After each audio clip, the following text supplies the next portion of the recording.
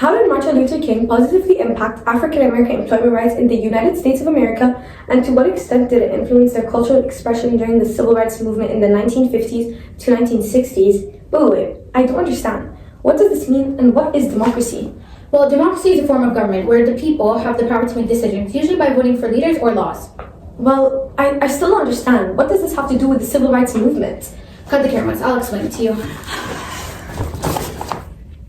Well, at first, I didn't really understand how civil rights were connected to democracy, but I know that during the 1950s to 1960s, African Americans in the US, especially in states like Alabama and Mississippi, where they were being denied of basic rights like fair jobs and voting, that was a huge part of democracy, right?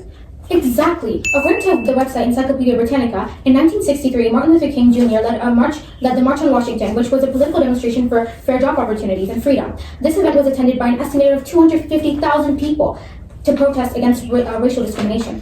Oh, I learned that just 1 year before, in 1962, only 6.7% of eligible black voters in Mississippi were registered to vote because of literacy tests and intimidation. Do you even understand what literacy tests and intimidation are? Yeah. Not really.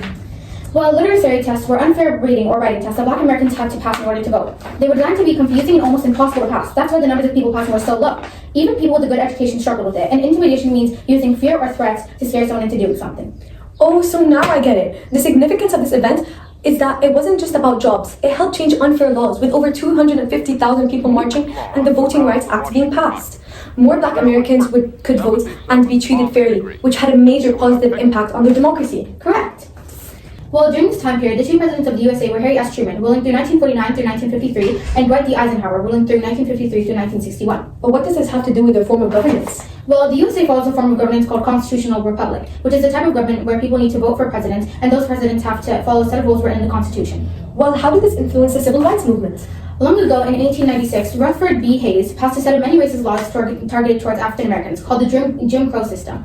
Oh, I've heard about this. It was a set of racist laws in the southern US that forced black and white people to live separately, giving black people fewer rights and worse treatment. It also included segregation in schools and public places, unfair voting rules, job and housing discrimination, and unequal treatment under the law. Correct. So you're telling me these racist laws are what influenced the civil rights movement because ethnic groups such as African American, Latinos, and Asian Americans were ready to take a stand, along with the help of Martin Luther King Jr.? Exactly. These minorities, alongside Martin Luther King Jr., fought for their rights and, over time, heavily influenced cultural expression by opening job opportunities and employment rights. A big example of this is the Civil Rights Act of 1964, which made it illegal for employers to treat someone unfairly just because of their race. Overall, this fighting paid off, and now these ethnic groups can equally live alongside the white folk.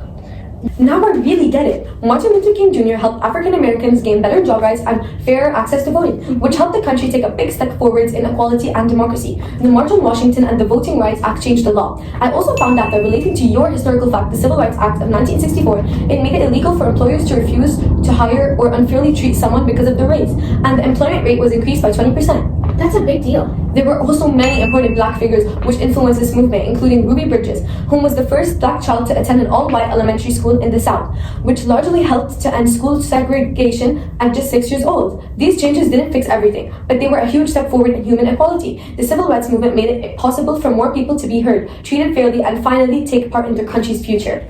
Okay, I think we're ready to record now. Yeah, let me go turn on the camera. Wait, has this thing been on the whole time? Oh my god.